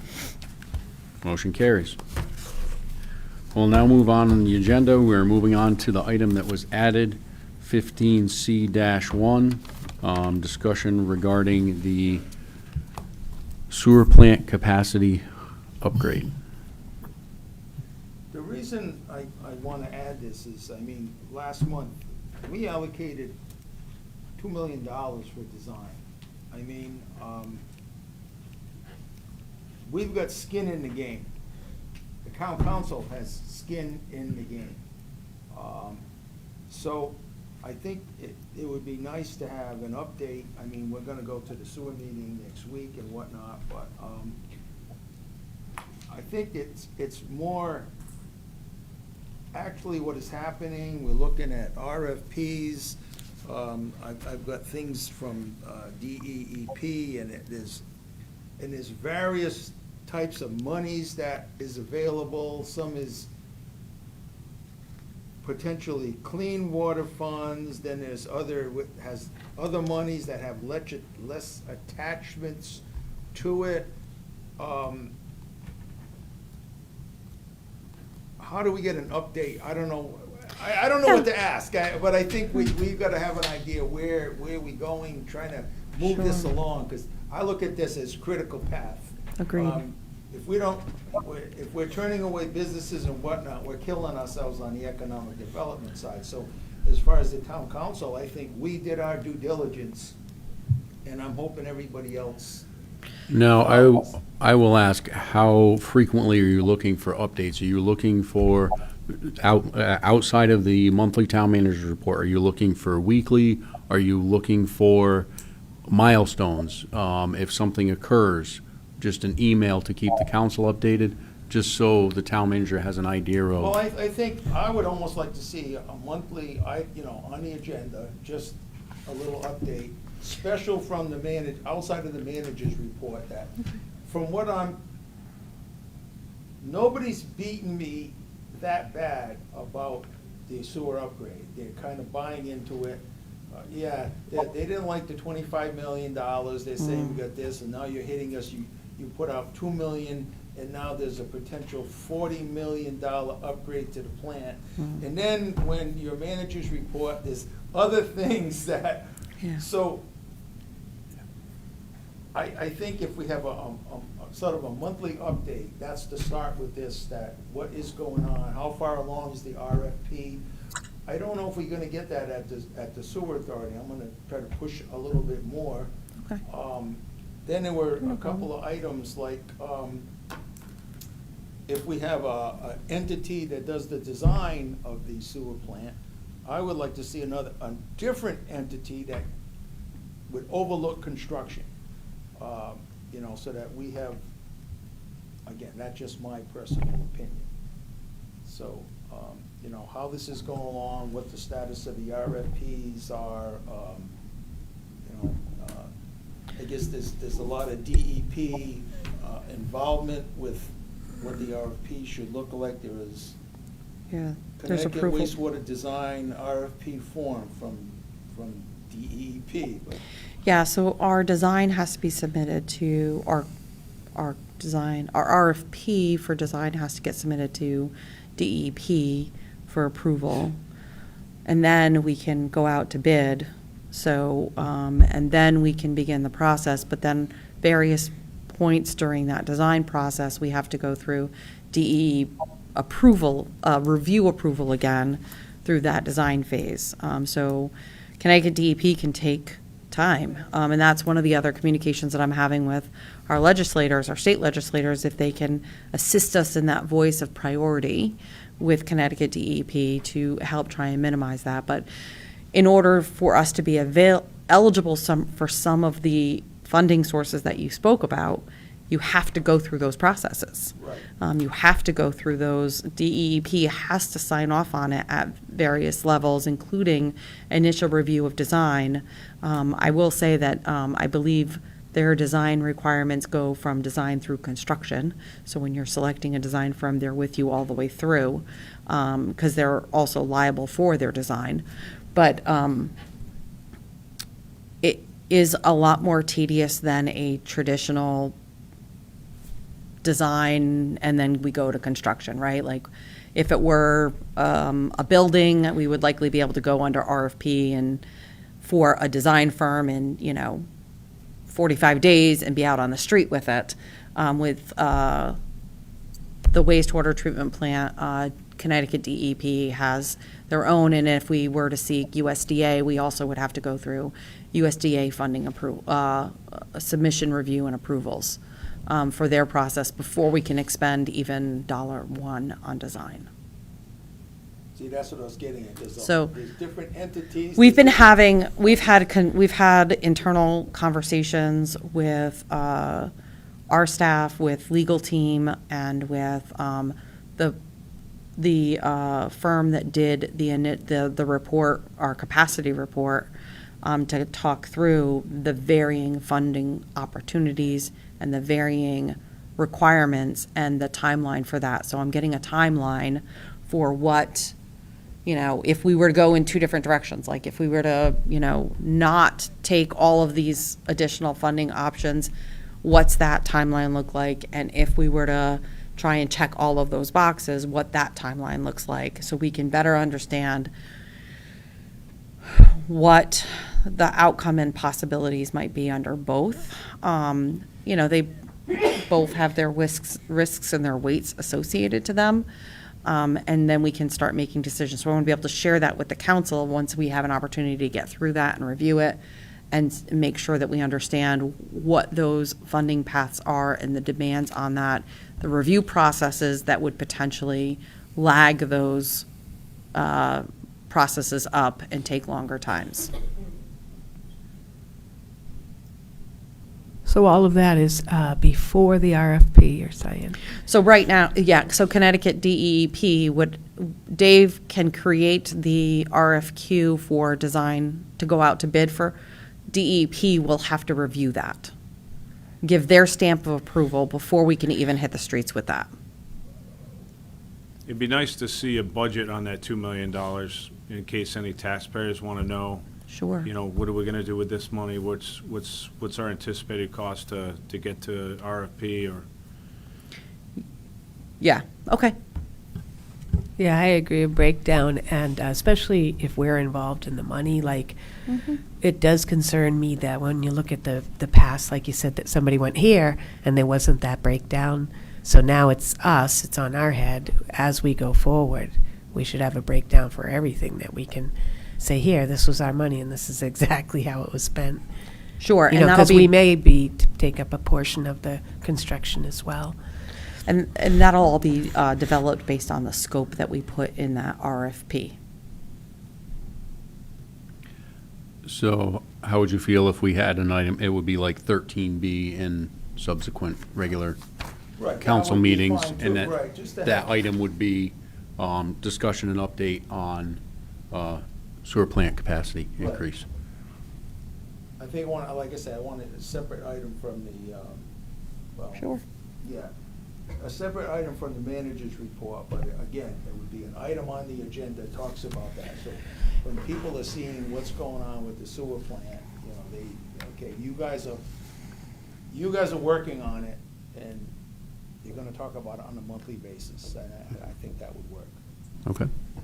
So do we have our lawyers, do we have an environmental lawyer? Yes, we do. Okay. Ann Catino is our environmental attorney with Howler and Zage. So in some ways, at least for the RFP, because I kind of agree with Ed, like when I'm listening to different people talk about it, that a third set of eyes over the construction is not a bad thing. Not with anything except oversight, not decision-making power or anything. So like an owner's rep. What did you say? An owner's representative means that they oversee the construction. Yeah, yeah. And they're only looking at it from the owner's perspective. Yes, yes. So it's like an owner's rep. I like that. Yep, But Get that. there was something else I was going to say So yeah, Ann before Catino. that. Yeah, Ann Catino is our attorney, our So that environmental attorney. almost is our oversight for Yes. that end of it anyways. Yes, and we also utilize, they also have a specialized contracting attorney that we utilize, Aldi Vincensis, and he reviews in very fine detail every contract and including our RFPs to make sure that we're incorporating any required language or mitigating any language that may be proposed by a vendor that would be detrimental to the town. So he's pretty rigid and thorough in those. How much did it cost us for the temporary heat on the roof? That was a different matter, but yes, I understand what you're.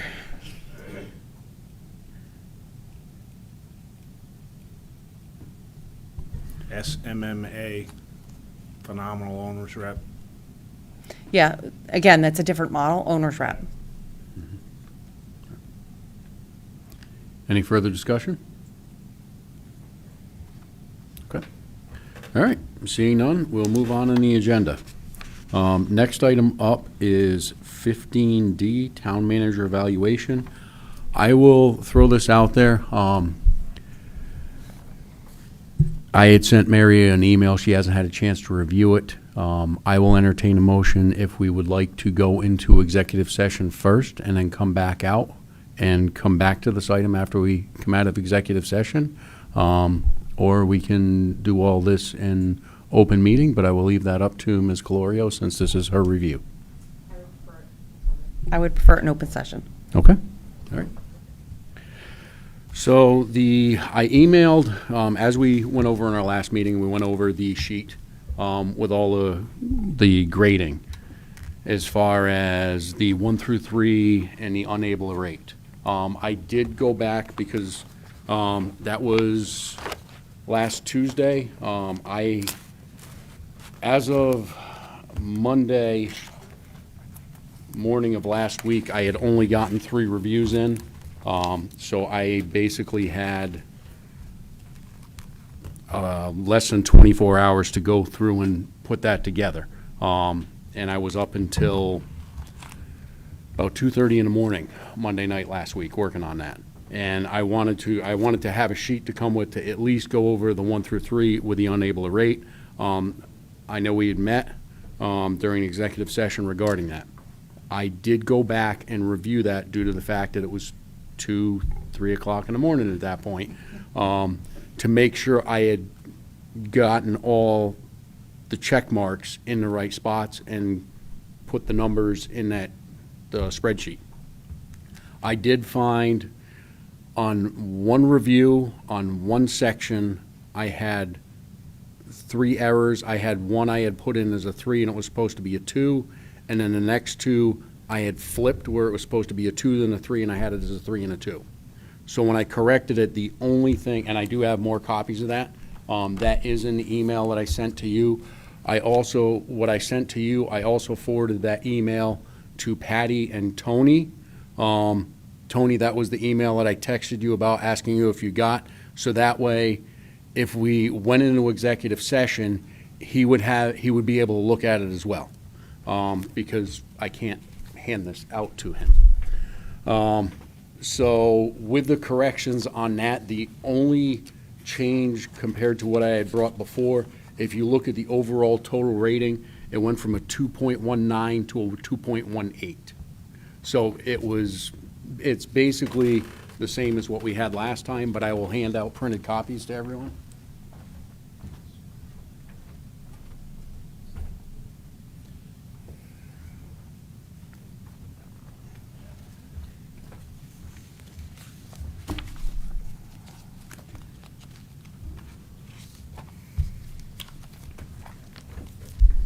Tammy, you pass these down. Take one for yourself. So the one thing I am definitely going to recommend for next year's performance evaluation, if we can do a PDF or a Word fillable document, and have everybody do it that way. Because for me, because I have had a couple council members who have asked for me to do what I do, and this was actually suggested to me years ago when I was a vice chair, by the chairman, Mr. Cecilini. He had actually given me the duty to go through all the reviews and take everything and break it down, take all the comments, and have the comments all grouped together. And to do that so that the council members can feel free to be open and honest without worries about if they did say something in there, they didn't want it coming back on them, was his suggestion. And I've had a couple council members who have asked me to continue to do that. That being said, when you're trying to, in a sense, dictate from 9 different sheets, which, like I had said, I didn't get them until, I had some of them I didn't get until Monday evening last week. And right now, what I had emailed the town manager and what I have printed out right now, it has 6.5 of the 9 into this. I ran out of time. I had something come up yesterday that was very unexpected. Personal issue, and going through that now, dealing with that now. So this is not everything. I don't have the other reviews, and unfortunately, I can't, because the way I do the reviews, when I pull them out of the envelope, they go into a pile. So I can't say, and some of the reviews I get in a blank manila envelope where there's no name on it who it's from. So it isn't like I can go back and say, talk to whoever wrote those reviews and say, I didn't get yours in this, are you okay with this being the final copy? But this is what I've gotten so far. This was in the email I sent to Mary. And the other 2.5 that I haven't finished kind of fall, there's a mix of recommendations on places to change, acknowledgement on things she does really well. So I am thankful for all the comments. I will say, if it was, and I went so far as I bought a microphone for my computer at home and was trying to dictate into it to have it come up so I'm not trying to type it all in, and that was a mess. I don't know if I don't speak clearly enough into the microphone, or it's just the software program I'm using isn't working well. So Jason, I don't quite understand. Do you not have them all? then? I don't. I don't think we should go on unless we Okay. have all the things. Well, that's why I wanted to go into an executive session, but, I mean, that's up to Mary if, I mean, if it's not, I would want to have all of the comments. okay. So, I mean, I appreciate getting this portion of it. Yeah. Clearly, I think the comments are very important. I would love Okay. to just get all of the comments, so that way I Okay. can, read them and better understand direction and path and concerns, and, areas of better improving performance. So I think that's Okay. important. I'd like Okay. to, can I motion that we table this until next month? Okay. I'll second that. So we have a To motion? the special meeting? Yes. Yeah. You're likely not going to Actually, have we're your not gonna special have a meeting special because meeting. that Elections. is election day. Oh, we're in October now. Yes. Yeah. And then next year, I'd like to start this a lot sooner. I know we have a lot going on with the budget and everything, but as Mr. Catula talked about, with Mr. Hendrick's review, we started a lot earlier in the year. Is that something that we could do another meeting? Because if I was you, I'd want to get it done. So, you know what I mean? Christmas present. I mean, Your I'd have no choice. problem having a special meeting before I then. realize he needs to, give him the time, and if he has the ability, given whatever another his circumstances are, then, 2 hours to finish um, this is all I really have left. so- Maybe 3 at the most. One in 2 weeks, you know what I mean? Yeah. You can always call that at a, Yeah, If you- I'll once go you have through, it I'll get it completed. done. As soon as it's done, I will email it to everybody. I'll email it to Mary. And at that point, we can talk about, all right, when's everybody available? So, again, I apologize for not having it done sooner. It's just been a lot going on, and I had the KAA negotiations last night as well. So I was in that, and by the time I got out of that and everything else going on, I just didn't have time to finish. I apologize. So we had a motion and a second to table this till the next meeting. Okay. All those in discussion, all those in favor say aye. Aye. I, Aye. Opposed? Abstentions? Motion carries. So we'll now move on. Next item up is item 16, council member reports and comments. Ms. Barclay, would you like to start? I did not attend the planning and zoning. Michelle attended for me.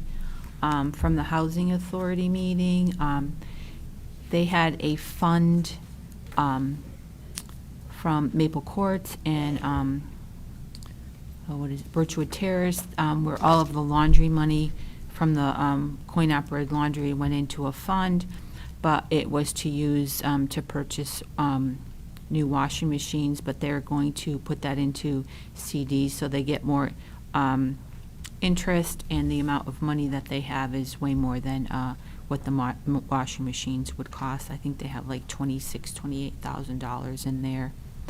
The elevator project was completed in 3 weeks. And they were going to use Brian Cleveland as the architect for the design for Birchwood Terrace. They're still waiting on the Small Cities grant. And they have 3 vacancies in Maple Courts too. And the food service, they've had a lot of problems with it. It seems to be going well currently. It's $16.44 per meal, and they have 50 meals per day, so it's over $300,000 for their meals. And that's it on there. I attended the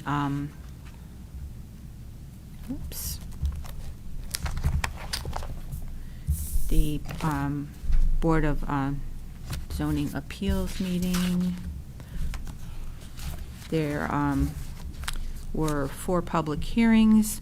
The first was in the borough of Danielson on Mechanic Street. They wanted to have a minimum side setback for a driveway from 10 feet to 0 feet. They thought that because the building was constructed prior to the use of cars, that that was appropriate, so that was approved. And then on Shippey Schoolhouse Road, the people wanted the side setback from 25 feet to 4.5 feet to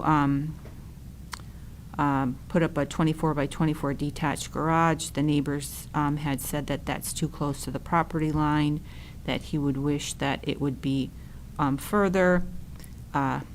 They said that the garage would be reduced to 24 by 20, so the side setback would be, they said 8.5, but it's actually 9.5 feet. So that was approved. And then on Pleasant View Drive, there was one application where for a side setback from 20 to 5 feet for an addition of an in-law apartment. He said that he didn't want to tear up his back patio. The back was a ledge, so this would be the most convenient place. So that was also approved. Oop, that was me. I was like, what is that? And then the fourth was on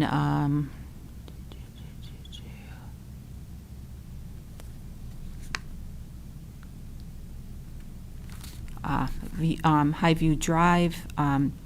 There is a non-conforming lot, and they wanted the front setback to go from 40 to 32 feet because otherwise the house wouldn't fit on the lot, and that was also approved. So what I'm seeing from the Zoning Board of Appeals is I believe they need training. For this last one, it's a brand-new home that is too big for the lot, and they approved it. To have someone say that this garage is most conveniently put here because he's had other garages built around his house. He doesn't want to ruin his patio. I believe that they need some training because I was really not very happy with the decisions that they made.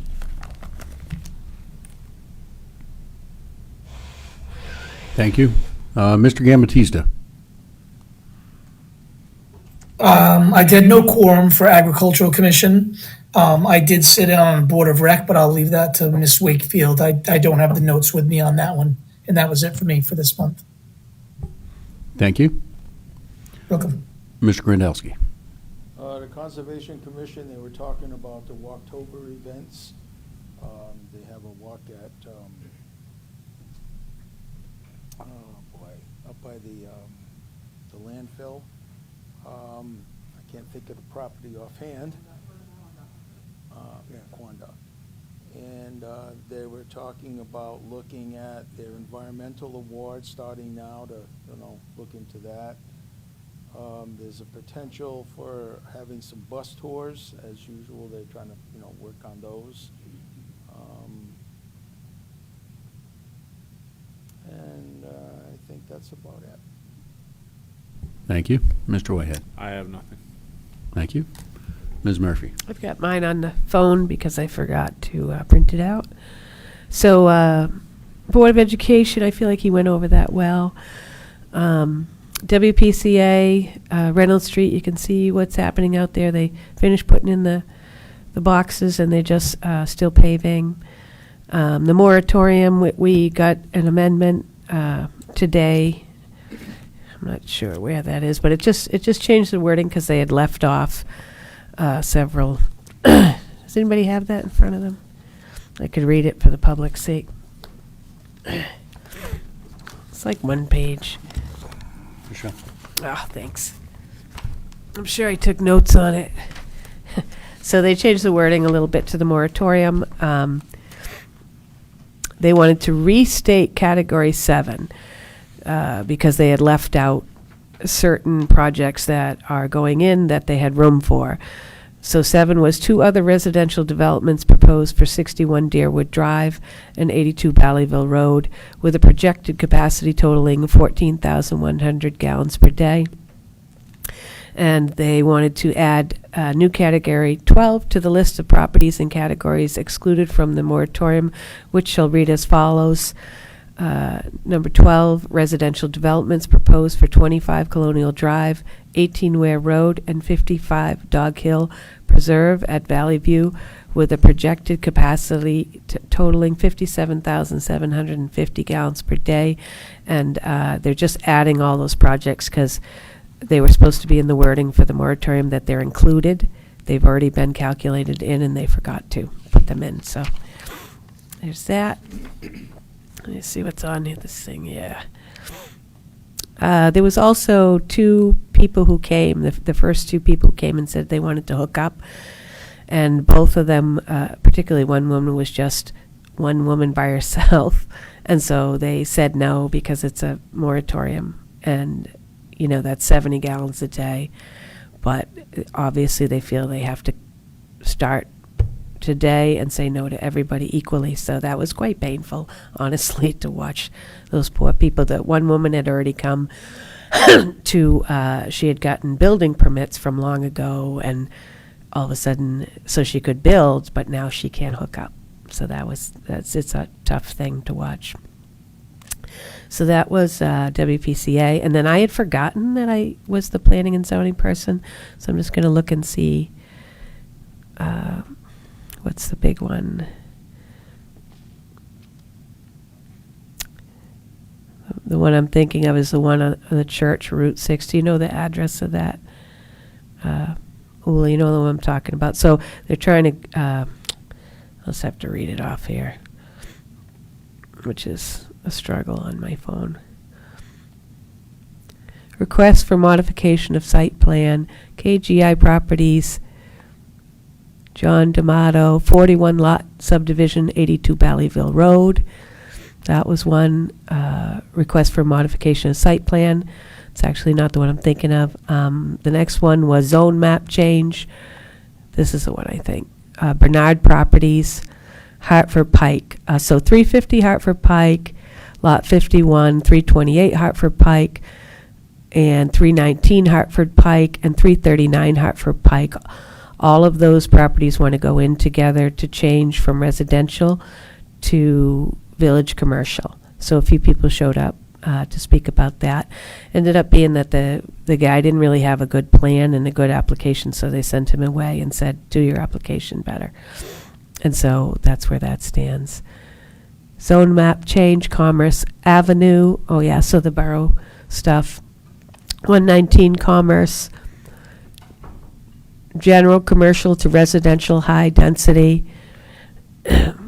Then 79 Commerce, 67 Commerce, 63 Commerce, 57 Commerce, 49 Commerce, 51 Commerce, 47 Commerce, 41 Commerce, 37 Commerce.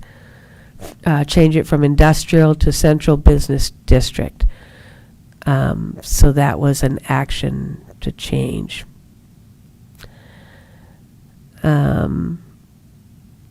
Okay, I'm going to say those were the main things. And then they had the workshop. And they had already gone back to the 4 houses on an acre, right? That was a meeting before. I already reported on that. Yeah. Okay. Yeah, that was before. Okay, so that's what I've got. Thank you. Thank you. Mr. Cottula. Mr. Gambatista and I, myself, attended Coffee with the Council at Chubby Dogs on, I think, the 26th, and there was 2 Board of Ed members there, and Dr. Sue Nash also attended, and we didn't have anybody come in, but amongst the 5 of us there, we had a good conversation. The hour flew right by. I've had several permanent building meetings that have been going on, and there was one tonight that is going on. They might have just finished because I heard Mary's room door close. So they've been going back and forth on this issue with the roof, so I don't know where they ended up with that tonight. But that's all I have. Thank you. Ms. Wakefield. All right. So in September, I know Mary put it in a report. I was at NDDH along with Patty and Tony, actually, when the DPH commissioner came up. We addressed a lot of the concern, well, we brought up a lot of our concerns that I don't feel like they were effectively answered. They dance really well around our questions, and just straightforward question of why can't we have reciprocity, and then there's a 6 million mile long answer why you can't.